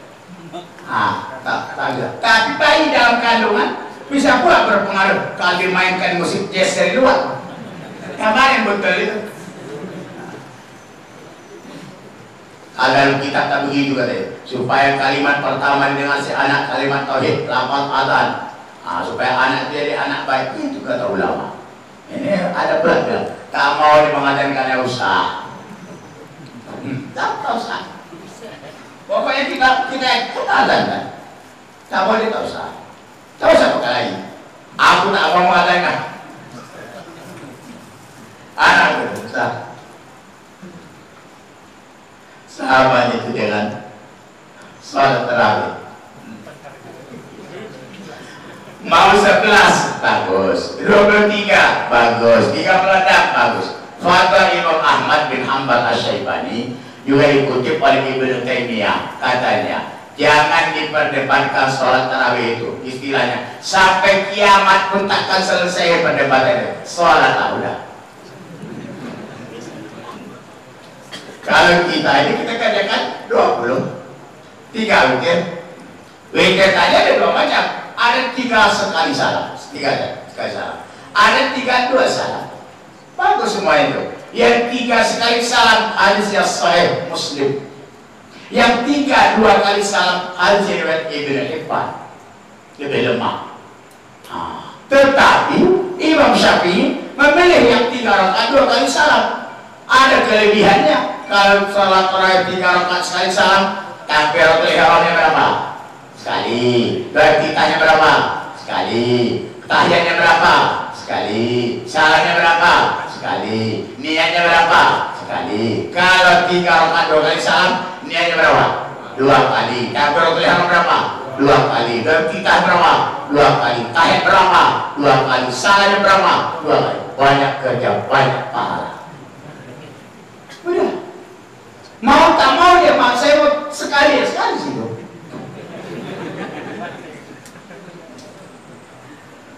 Sekali aja, dia aja. Tak mengapa. Berbeda pendapat halal, berpecah belah haram. Tapi kalau sekarang masih banyak yang 20. Yang lucunya banyak pula ustaz-ustaz orang wasliyah ya, suka ada 11 tuh. Di mana Imam Marani di mana? Majid Ikhlas ya. Berapa rakaat? 20. Inna lillahi wa inna ilaihi. Sudah berbuka, jadi kenyang pula. Tiba baca-baca lengkap lah. Tak sempat kadang-kadang lupa pula. Allahu Akbar. Biasanya berdiri sampai Allahu Akbar. Ini tak ada kekenyangan. Allahu Akbar. Allahu Akbar. Allah Akbar semuanya. Batal salat itu tidak. Apa batal itu? Pikir. Nah, kemudian berikut. Jadi mengenai puasa tadi telah dinyatakan hadisnya dhaif. Tetapi hadis yang dhaif itu didukung oleh hadis yang lain yang ternyata sahih, yaitu kita disunatkan puasa dalam 1 bulan paling tidak 3 hari. Itulah disebut ayyamul bid, puasa pada 13, 14, 15 setiap bulan. Nah 15 itu kena nisfu Sa'ban. Jadi boleh kalau kita niatkan hari Senin, sengaja aku puasa besok hari 1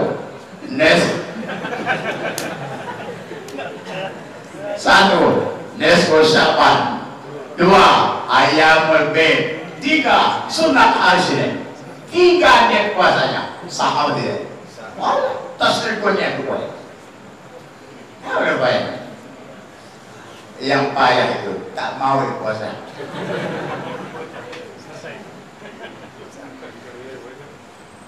Kalau tak mau apa dia? Jadi kita insya Allah mudah-mudahan puasa lah kita. Apalagi ustaz-ustaz Ustaz isi juga pengajian. Jamaah semuanya puasa ikut. Ustaznya pula tak puasa. Kan lucu kejadiannya itu. Kemudian tadi ada Allah Ta'ala turun ke langit dunia. Udah selalu kita bahas ini. Menurut ulama salaf, Allah Ta'ala memang turun ke langit dunia, tetapi turunnya itu menurut yang layak pada Allah Ta'ala. Apa maksud turun? Allah yang tahu. Yang jelas Allah Ta'ala tidak turun ke langit dunia seperti kelapa jatuh. Tidak. Apa maksud turunnya itu? Allah yang tahu. Itu pendapat ulama salaf. Salah ya, bukan salah. Salah. Salah. Kalau pendapat ulama khalaf, yaitu 500 tahun setelah Rasulullah, ada mengatakan 300 tahun, yang turun itu bukanlah Allah Ta'ala, rahmat Allah turun ke langit dunia. Rahmatnya turun. Mau Allah Ta'ala turun? Silakan. Tapi turun itu yang tadi seperti kelapa jatuh. Entah apa maksud turun itu, Allah yang tahu itu. Udah. Ulama mengatakan tariqatus salaf hiya aslam wa tariqatul khalaf hiya a'lam wa ahkam. Jalan yang ditempuh ulama salaf lebih selamat. Kenapa lebih selamat? Dia tak mau takwil. Allah mengatakan, Nabi mengatakan turun, tapi turun itu yang layak menurut Allah Ta'ala lebih selamat. Mana bisa ditafsirkan rahmat? Dan betul tak tidaknya itu. Jadi pandang lebih selamat. Jalan ulama khalaf lebih bijaksana dan lebih alim. Kenapa dipandang lebih bijaksana dan lebih alim? Di samping dia dapat memahami itu dengan benar, dapat menolak pandangan orang terhadap pendapat itu.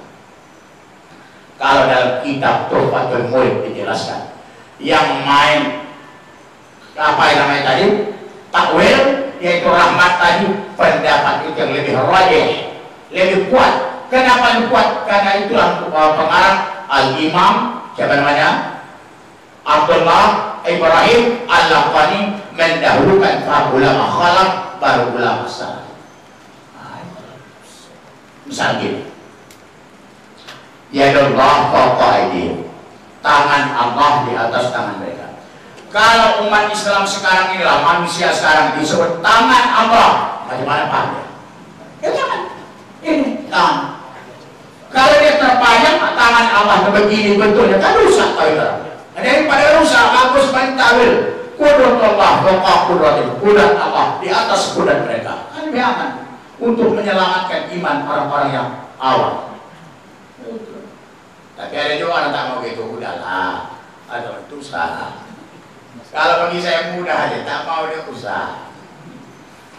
Kalau mau silakan. Tapi Imam Malik rahimahullah ta'ala pernah ditanya masalah itu, beliau menjawab enak juga jawaban Imam Malik ini. Apa katanya? Waktu ditanyakan kepadanya maksud ayat Ar-Rahmanu 'alal 'arsy istawa, Imam Malik berkata, al-istiwa maklum, wal kaif majhul, wal imanu bi wajib, wa su'alu anhu bid'ah, akhirnya anni hadal mubtadi'. Ditanya oleh Imam Malik, apa hukum, apa maksud Allah Ta'ala bersemayam istawa itu? Kata Malik, al-istiwa maklum, istiwa itu maklum. Apa itu? Istiwa apa? Istiwa al-istiwa itu maknanya al-julus, istawa maknanya jelasa. Kalau istiwa itu maknanya maklum, istiwa duduk. Tetapi wal kaif majhul, makna duduk itu tak dapat diketahui. Tak dapat diketahui itu. Jangan dibayangkan Allah itu duduk macam duduk di atas kursi. Kalau Allah duduk di atas kursi, bukan Allah itu makhluk itu. Selalu kita bahas ini. Jadi paham musyabbihah, paham mujasimah dilarang masuk ke itian, dilarang masuk. Kemudian mengimaninya wajib. Benar apa tidak Allah Ta'ala itu istawa al-'arsy? Benar, wajib mengimani itu. Tapi mempertanyakannya bid'ah. kata Imam Malik. Akhriju anni hadzal tadi, keluarkan orang bidah. Jadi prinsip sahabat, prinsip ulama yang empat, Hanafi, Maliki, Syafi'i, Hambali, itulah yang ditulis oleh ulama-ulama Arab Saudi. Mereka tidak suka takwil. Sekarang ini aneh tadi, paham kita Syafi'iyah ini, pengikut Imam Syafi'i, dibandingkan dengan Imam Syafi'i umpamanya. Kita baca tahlil, kirimkan pahalanya kepada orang mati. Dikritik orang. Kata kamu mazhab Syafi'i, Imam Syafi'i aja bilang tak sampai. Kenapa kamu bilang sampai? Bocor bisa bilang tak sampai. Tak sampai itu kata Imam Syafi'i. Tetapi pengikut Imam Syafi'i itu katakan sampai. Imam Ibnu Hajar, Syekh Ramli, banyak yang lain katakan sampai. Berbeda dengan pendapat Imam Nawawi, termasuk juga Hanafi. Kalau Abu Yusuf sependapat dengan Muhammad Al-Hasan bin Hasan Al-Syaibani, Abu Yusuf sepakat dengan Al-Imam Syaibani tadi, kalah pendapat Abu Hanifah. Kalah, kalau sepakat dua-dua, kalah pendapat Abu Hanifah. Kalau sendiri, menang Abu Hanifah. Itu sahabat Abu Hanifah. Itu dapat saya dari guru juga, dan Dr. Ahmadi. Allahumma firlahu warhamhu wa'afi wa'afi. Tak terlupakan jasa beliau. Nah, jadi kesimpulan tadi, puasa hari apa tadi? Nisfu Sya'ban boleh? Boleh. Nah, terakhir perintah tambah. Bagaimana hukumnya orang yang membaca Yasin tadi? Yasin pertama minta kuatkan iman, Yasin kedua minta lapangkan rezeki, Yasin ketiga minta panjangkan umur. Karena takut yang tadi. Karena malam itulah ditetapkan takdir setahun, tak panjang umur, dia takut mengantuk. Jadi di sini ada perbedaan pendapat. Kalau yang diamalkan oleh umat ahli Basrah, ahli ibadah, orang-orang ahli ibadah dari ahli Basrah itu mengamalkannya. Malam besok, malam Nisfu Sya'ban, banyak amal ibadah mereka laksanakan. Itu siapa? Umat ahli Basrah. Tuh. Tetapi tanah Hijaz, ulama-ulama dari ahli Hijaz tidak mengamalkannya. Ahli Hijaz itu termasuk Makkah dulu, Hijaz namanya, tidak mengamalkannya. Bahkan ulama-ulama dari Imam Malik juga tidak mengamalkannya. Mereka berkata, dzalika kullu bid'atun. Itu semuanya bid'ah. Untung akar bid'ah tak ada. Kalau ada, bagus saja, betul. Jadi itulah berbeda pada ulama. Jadi siapa yang beramal beramal, jangan tidak baca Yasin. Baca Yasin kapan dia boleh? Tak salah ya. Manusia ini. Jadi pendapat berikutnya katanya tak boleh. Itu pendapat berkumpul di masjid, kemudian mendoa, tak boleh sama-sama. Itu pendapat Al-Imam Al-Auza'i, Imam Negeri Syam, dan faqih mereka, orang alim mereka bilang begitu. Anehnya dalam kitab itu dikatakan, wahada wal aqrab insyaallah taala. Kata Al-Imam Ibn Rajab Al-Hambali, pendapat ini yang lebih dekat kepada kebenaran. Yang mana itu? Yang mana itu? Yang tidak beribadah pada malam itu, tidak pada Yasin. Itu yang lebih dekat. Itu yang lebih benar. Heran tidak benar apa tidak? Tidak. Kenapa tidak? Karena Ibn Rajab Al-Hambali itu ulama hadis yang banyak mendukung mengamalkan malam Nisfu Sya'ban, ulama tasawuf. Ulama tasawuf. Tetapi ulama tasawuf ini dikritik oleh ulama hadis. Hadisnya banyak tak benar, banyak dhaif. Terutama Imam Ghazali. Penutupnya lagi, Imam Ghazali itu jangan dicaci. Jangan caci. Imam Ghazali itu meninggalnya apa dia tahu? Kapan dia siapkannya dia mau meninggal? Panggilnya hari ini Imam Ahmad. Bagus dia meninggal.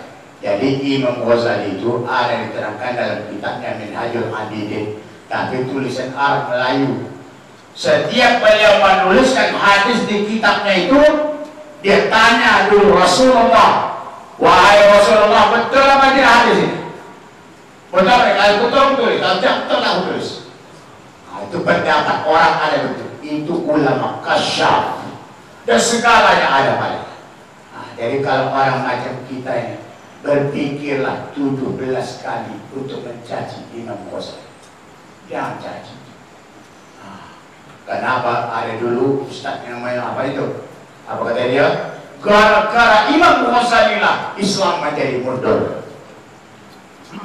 Ternyata pada zaman sekarang Ustaz itu kesehatannya sudah terganggu, kehidupan sudah terganggu, hampir lagi masuk di KPK. Kenapa itu? Salah satunya karena mencaci Imam Ghazali. Wallahu a'lam. Jadi siapa yang bertanya malam ini, Ustaz saja saja. Saya tahu saya tanya lagi, karena kita setiap malam jumpa. Ustaz kan sekali-sekali, yang setiap malam minggu jumpa. Jadi Ustaz tanya, biar saya istirahat aja. Demikian dulu, saya kembalikan kepada moderator. Terima kasih ucapan kepada tuan guru kita yang menjadi narasumber malam ini, dan mudah-mudahan materi yang disampaikan oleh narasumber kita membawa atau membuka wawasan kita, juga pengamalan kita terhadap ajaran Islam. Amin, amin ya robbal alamin. Karena waktu sudah menunjukkan jam 11.30, maka pengajian kita tutup malam ini. Insyaallah, insyaallah, insyaallah ada jalan, insyaallah.